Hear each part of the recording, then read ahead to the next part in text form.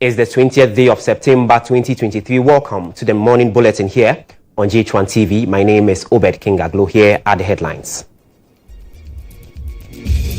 Coming up this morning, alleged leaked document from special prosecutor makes damning revelations against embattled former sanitation minister.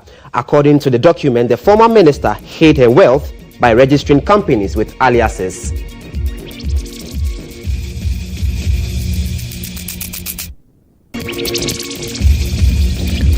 Also ahead, Deputy Attorney General explains delay in start of Namwan's trial as CEO now defends Men's Gold makes his 36th appearance in court to face 39 fresh charges.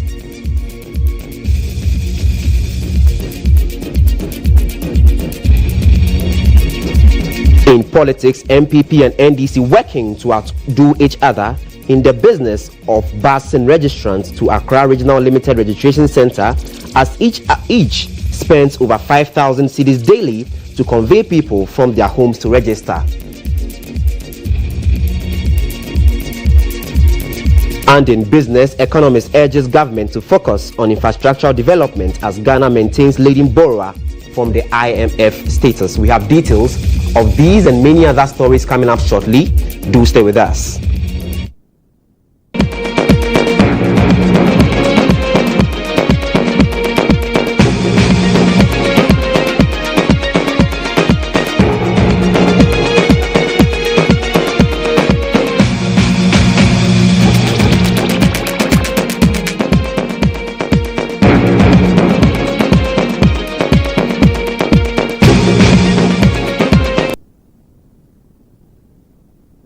Grateful for your time this morning. Now to our first story. Court documents filed by the Office of the Special Prosecutor has disclosed that the former Sanitation Minister Cecilia Dapa uses aliases to conceal transaction from the underdeclared real estate business.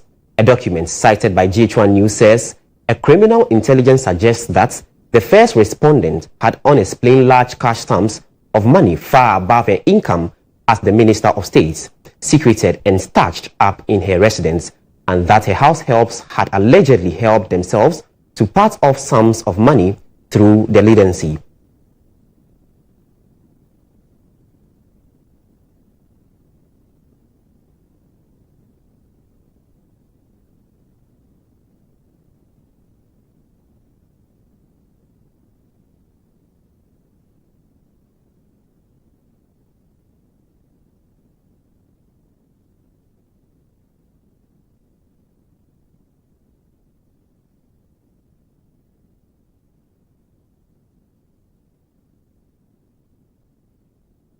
Still in court, Deputy Attorney General Alfred Tuayeboa has attributed the circumstances leading to embattled Chief Executive Officer of Men Gold, Nana Appiah-Mensah, appearing before court 36 times without trial to difficulties in prosecuting financial and economic crimes globally. According to him, such crimes require much scrutiny to be able to sustain prosecution of the accused persons. The CEO of Men's Gold, popularly known as Namwan, was arraigned on Tuesday, September 19, at the High Court over 39 fresh charges after the state dropped the previous charges at the Circuit Court. He pleaded not guilty to all counts and has been admitted bail in the sum of 500 million cedis with 4 sureties by the Financial and Economic Division of the Accra High Court, presided over by Justice Ernest Owusu-Adapa, a justice of the Courts of Appeal. But reacting to EIB Network's legal correspondent Mutala Inisa's question on why the trial has kept long and has made 36 appearances without trial, the Deputy AG said the financial crime require enough time and scrutiny to prosecute. Let me state this record. Let me just make sure that I do not state things that people may say I'm not trying to sympathize with the deposit. Now, if you go to the United States, if you go to the UK, if you go to the world, all the other countries, economic crimes or financial crimes, they are the most difficult crimes. They are the most difficult case to prosecute. You need to spend a lot of time to look at the evidence, comb through the evidence so well. If you fail to do so and you want to rush with the prosecution, the only assurance you can have is that you are likely to fail. In our case, of taking our time to go through the voluminous record, taking our time to look at the evidence available, and we'll make sure that we do the right thing so that not only the customers also will have justice. So that's what we are seeking to do. So let's forget about the second court one, because let's use that time to dot the I's and cross the T's. We are now set to prosecute the matter.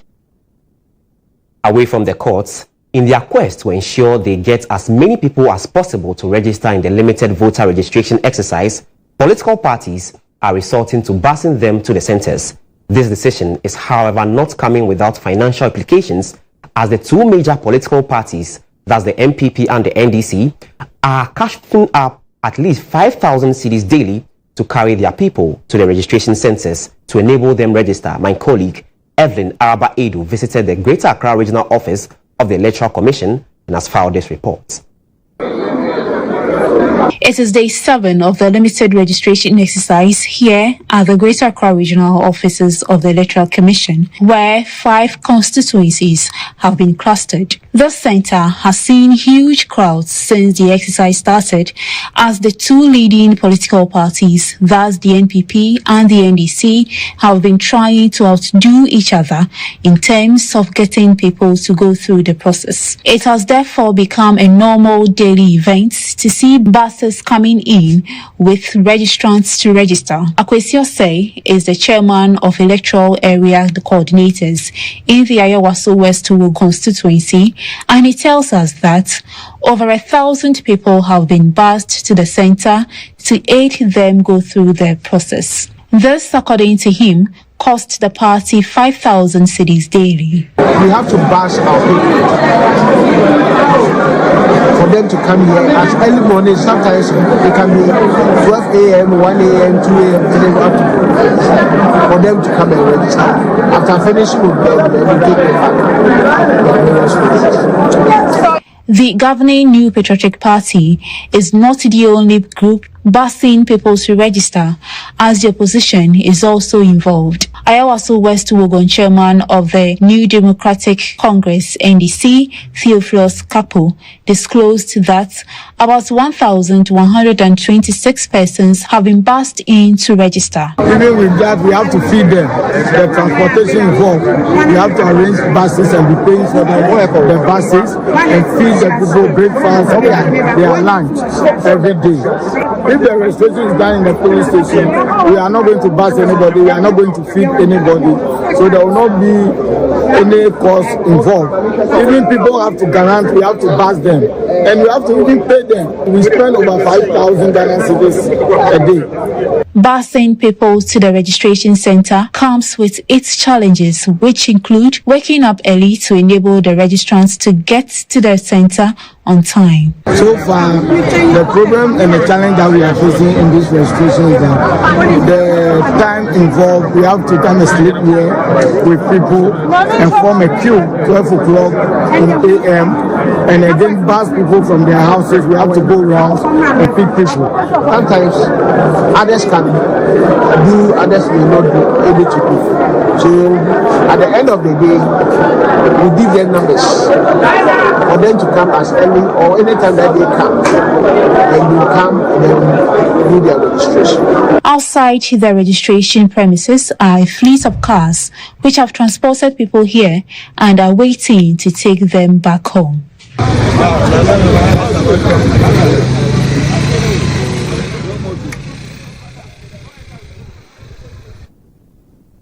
Ghanaian polling agency Global Info Analytics has tipped the National Democratic Congress, the NDC, to be the most affected if the current trend of new registrants in the limited voter registration exercise of the Electoral Commission continues.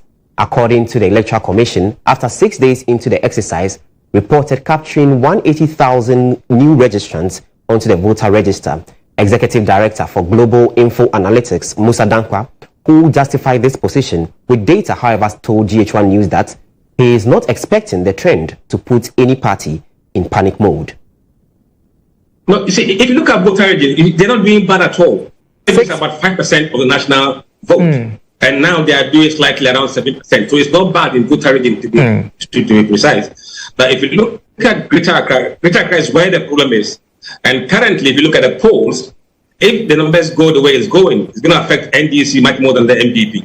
I don't think it should put anybody in panic mode, because generally the dynamics are quite settled. If you pick every, let's say somebody who says this is an MPP, from what we have seen, from every 100 MPP voters you pick to register, 17 will vote for NDC candidate.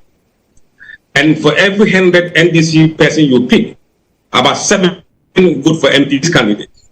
So the numbers are just what they are. So it doesn't matter what you do, unless the fundamental of the race changes. I think the MPP is on the back foot at the moment. If you look at the proportion of AHAFO in terms of national average, it contributes about 2% to national voting population, which is not far from what they have done. So you have to compare the number that has registered now to the average national to see whether they are doing well or they are doing bad. And when we do that, it is Greater Accra that has done very badly at the moment. Away from politics, Minister for Education, Dr. Yao Osei Educhum, has lauded the United States Embassy for providing a platform for Ghanaian students to access education opportunities. This, according to the minister, is a game changer for those seeking higher education opportunities in the United States. The education fair was designed to provide comprehensive guidance and information to students, parents, and educators interested in pursuing academic excellence in the United States. The fair featured representatives from various UN universities and colleges to provide insights into their programs, admission requirements, and scholarship opportunities. Addressing the gathering, Cultural Affairs Officer at the U.S. Embassy, Lenise Broker, disclosed that more than 4,900 Ghanaian students studied in the United States, attending 700 colleges and universities in all 50 U.S. states, and earned more than $7 million in scholarship during the 2021-2022 academic year. American colleges and universities provide intellectually stimulating and welcoming environments for all their students. In fact, the Honorable Minister of Education himself is a product of a U.S. graduate education. Our universities and colleges are eager to welcome more Ghanaian students because of the diversity, both intellectually and culturally, that they bring to their U.S. classrooms. Over the last year, Education USA advisors from our Accra and Kumasi-based centers helped thousands of Ghanaian students apply to universities and colleges in the United States. Speaking on the sidelines of the fair, Minister for Education, Dr. Yao Osei Educhum, applauded the U.S. Embassy for providing a golden opportunity for those aspiring to achieve academic dreams in the United States. We also have other opportunities around the world, and students want that exposure and want to understand how other parts of the world also work. So we have foreign students. Our students all go to foreign countries and they study. And when they come back, they bring a different perspective to our economy, to our socio-economic transformation agenda. So today I'm happy to see that we have young men and women who really want to improve themselves. In all, 40 U.S. colleges and universities and their representatives took turns to engage hundreds of Ghanaian students to answer visa-related queries and provide guidance on education application process. Still in education, access to quality early childhood education is essential for every child, regardless their background or socio-economic status. Unfortunately, not all families have paid critical attention to early childhood education. As a result, parents in Dom Kwabenya have been admonished to enroll their children as early as possible. This, according to the School Improvement Support Officer for the Atomic Circuit, Obed Sapon, will improve the learning outcomes of the children. Early childhood education is the foundation upon which a child's future is built. The first few years of a child's life are a time of immense growth and development, and the quality of education during this period plays a pivotal role in changing their future. Early childhood education is very important. It's the bedrock for every child, the foundation. Without it, there are so many things that children lack. So I would advise every parent who has a child who is 4 years for KG1, 5 years KG2, they should start from here because they have a whole lot to exploit. Speaking on the sidelines of the graduation ceremony of the first batch of the kindergarten pupils of the Kwabenya MA Basic School, School Improvement Support Officer for the Atomic Circuit, Obed Sapon, recounted the importance of the inclusion of ICT in the early childhood education and called on parents to enroll their wards as early as possible for improved learning outcomes. You know, we are in the 21st century and the technology is moving very fast, so we want to start with our case. So that is why this edifice was established. Early childhood is very much important.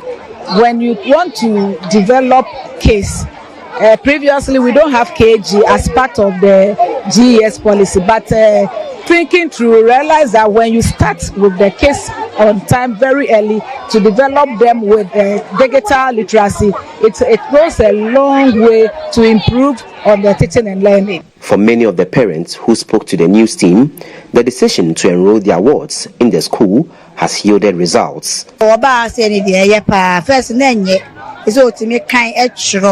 because on show 1 2 3 ultimate ni din nyina ultimate churo ntimi de ha se be ban many jepa in KG1.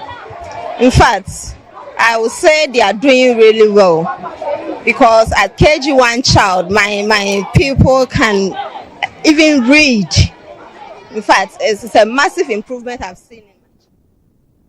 GIZ is aiming to modernize the study of biomedical engineering courses at the University of Ghana and the Kwame Nkrumah University of Science and Technology by providing training to promote further professional skills development through an upskilling project. Speaking at the launch of the project, leader of the health team at GIZ Ghana, Dr. Holger Till, disclosed that the rollout of the project will help improve the quality of biomedical engineering experts and promote more innovative solutions that enhances efficiency in the field. The upscaling project is part of efforts by the German Agency for International Cooperation to build capacity and promote a sustainable biomedical engineering field, and by extension Ghana's health sector. The beneficiaries of the program, drawn from the University of Ghana and the Kwame Nkrumah University of Science and Technology, will receive practical training in the biomedical engineering field in order to boost their skills. According to GIZ, the program will not only address the practical deficiency gap in biomedical engineering, but that it will strengthen Ghana's health system. We know and we have to acknowledge that biomedical engineering is key for our health system strengthening. Without functioning diagnostics, without functioning laboratories, without functioning all the machines you need for a proper diagnosis and treatment, we will never have a functioning health system. The beneficiary institutions, thus the University of Ghana and the Kwame Nkrumah University of Science and Technology, believe the partnership will help them upgrade the academic curricula. What this project is going to do for the academic institutions specifically is to help us to look at our curricula, to introduce more practical experiences for our students and get them ready for the world of work. This partnership will provide us with some equipment which will help with the training and research, and also together with the partners we get opportunities to enhance the practical training. For Director of Health, Administration and Support Services Division of the Ghana Health Service, the project is a game changer in Ghana's healthcare delivery. We may not be able to do a lot of things without the support of biomedical engineering, and so it's a very crucial division of the healthcare, and for which we think that this partnership would help us a lot. And the investment that we're doing, if you invest in knowledge, that's the best investment, and that's the more enduring investment than somebody giving you physical things and after some time it depreciates. The launch also afforded stakeholders to deliberate on the theme, collaboration with biomedical engineering education, practice and regulation in Ghana, on how to advance the discipline in the country to benefit the health sector. The United Nations Residence Coordinator in Ghana, Charles Abani, has emphasized the value of inclusion in mediation process, especially in conflict-ridden areas like West Africa and the Sahel, grappling with recent military coups. During the annual meeting of the Working Group on Women, Youth, Peace and Security in West Africa and the Sahel, Abani highlighted the urgency to integrate women's voices in crucial decision-making to ensure peace and security in the sub-region. The United Nations Resident Coordinator for Ghana, Charles Abani, has emphasized that placing women in strategic positions is crucial, especially in conflict-prone regions including Burkina Faso, Mali, Niger, and Guinea, where coups and violent extremism are prevalent. And I think we already know that in many of these economies, over 80% of the actual businesses that function sit in the informal sector. And over 60% of those are women-led and women-run businesses.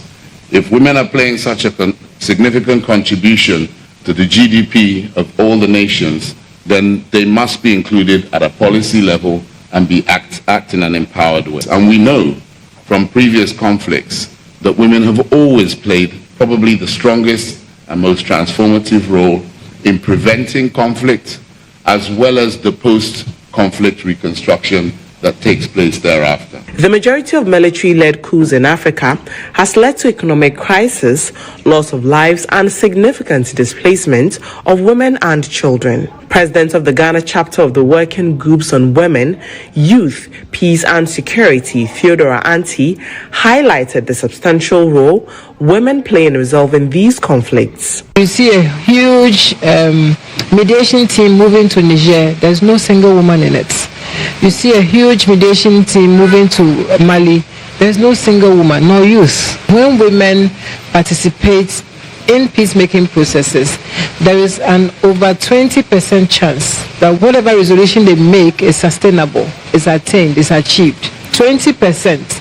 So it means that every time we go without women, that 20% is lost. And this is scientific. Established in 2009, the Working Group on Women, Youth, Peace and Security in West Africa and the Sahel is a vital platform for experience sharing, analysis and participatory evaluation to promote and implement United Nations Security Council resolutions.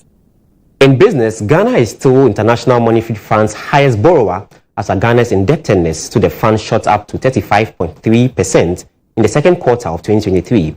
Ghana's outstanding loans, according to the fund's quarterly finances, July ending 2023, stood at a special drawing right 1.689 billion as of July 31, 2023, equivalent to $2.227 billion.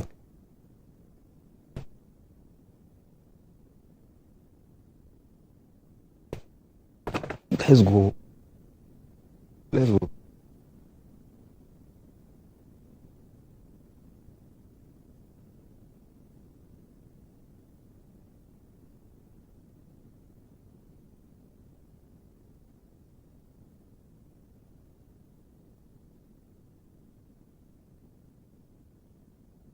Meanwhile, economist Professor Ajapoma Jachid-Dako has called on the government to take advantage of the physical space created through debt restructuring and the IMF bailout to build strategic anchors to develop the Ghanaian economy. She stresses the need to find sustainable ways to bring Ghana's ailing economy back to life. We are attempting to bring our deficits down, and we are looking at revenue and then expenditure. We have put so much emphasis on revenue, but I don't think we are doing enough on the expenditure side to be able to get us back to where we expect to be. It's unfortunate that our economy is predominantly informal, and so when taxes are imposed, we see the same people paying the taxes over and over again, and that puts a huge burden on those people who are paying the taxes. It's important that we focus more on capital expenditure. We need to build infrastructure. We need to look at the sort of things that would help us and increase our productivity. Those are the things that should be our focus. It's also very important for us to look at other sectors of the economy that can help us generate the needed revenue that we want to generate, and then also help us stabilize our currency. I think for a very long time we've been focusing on our primary products that we know. Across the world, individuals, institutions, and governments are grappling with the lasting impact of COVID-19 pandemic and the geopolitical aggression in the last 3 years. Experts at the Graphic Business Stanbic Bank Breakfast meeting stressed the importance of reducing non-essential spending to navigate through the economic turbulence. There's more in the following reports. Many Ghanaians struggle with a high cost of living due to inflation. Dean of the School of Business at the University of Cape Coast, Professor John Gachi, has urged individuals to cut down on expenses and tax the government to aggressively pursue production of key food crops to tackle inflation. Create jobs and enhance our productivity. So those are the things I want to see how the government will package a clear policy to be able to address them. Then the issue of taking care of the vulnerable in the society has become very important. If you read Article 36(1) of the Constitution, we are to manage the economy to bring about maximum happiness to people, especially paying attention to the vulnerable. On his part, President of the Ghana Union of Traders Association, GUTA, Dr. Joseph Obin, highlighted the burden of high taxes on imports impacting the cost of doing business in Ghana. It's very difficult because we have to contend with the high cost of doing business. As you know, the duties that we pay have all gone up, and interest rate that we pay, the effects of the inflation. And so it has made it very difficult for ourselves doing business itself. Aside that, while trying to contend with those things, taxes are also being handed on to you, the high taxes and various taxes, which does not augur well for businesses. The Graphic Business Breakfast meeting focused on strategies to thrive amidst economic challenges.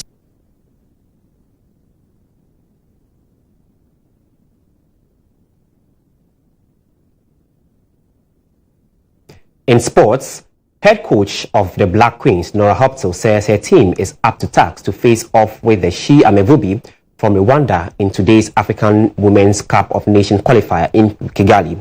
The Black Queens arrived in Rwanda yesterday ahead of their 2024 Women's qualifier and have been training at the Kigali Pele Stadium without Azuma Bugui due to injury.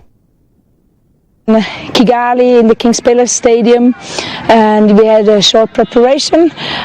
We flew here with half of the team Sunday. Some players they still played on the weekend and arrived yesterday. So we had yesterday an easy session with half of the squad. Today, final session already with the full team. It was bringing the focus on the tactical objectives, getting used to the AstroTurf. It's a bit new because we always played on grass, but we like it because we are a possession team and want to dominate the game always. So when the ball is rolling quick, we do like it. So for tomorrow, yeah, we of course need to be smart in our decision who we bring on the pitch. It's a new regulation, so we are only allowed here to bring 18 players with 3 substitutes. So it's a bit the question who is fresh, who is in championship rhythm. So those criteria are quite important to bring the squad on the pitch. So we have some good substitutes on the bench that we can add something to the game. We are pretty convinced that we're going to win the game tomorrow. We have a good mood, as you saw behind me, and we have a good focus also. We know what our job is, and so we will have a successful game tomorrow.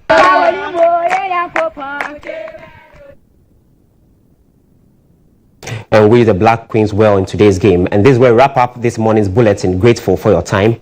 My name is Obed Gaglo. GHToday continues with Lantam Papanko. Have a blessed day.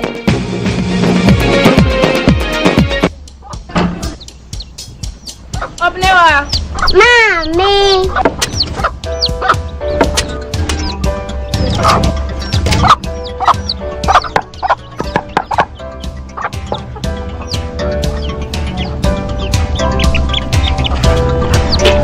Michelle, ah, Fefe.